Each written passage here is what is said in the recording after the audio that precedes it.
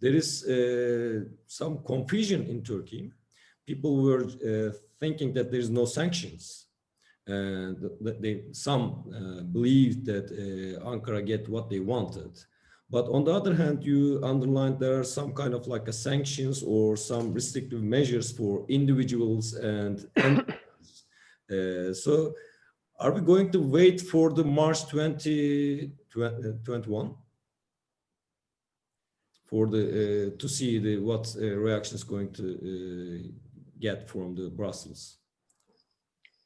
Yeah, I mean, I think the sanctions on Turkey, when it comes to the US, have been taken now and they are being implemented. With regards to the sanctions of the EU, there is a waiting period. So the council conclusions from last week, the council says we're passing the ball to the foreign minister of the EU, Josep Borrell, the high representative. We're passing the ball to you, and you need to, in the next 3 months, come up with guidelines and with a detailed list of the best and most effective sanctions possible. Mm-hmm.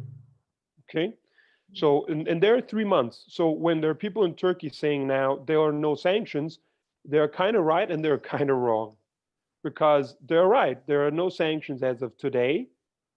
You know, the EU functions in a different way than the US. The EU is an international body more than the US and gives longer waiting periods, and it has to deliberate and create consensus among its members. And it also, in a very respectful fashion of each national sovereign country's needs, has to go through and understand and deliberate and gather all interests on board before in March having a final document which basically puts sanctions forward on Turkey. Now, the EU will not only consult its own members and the DGs and so forth, it will also very much consult the US.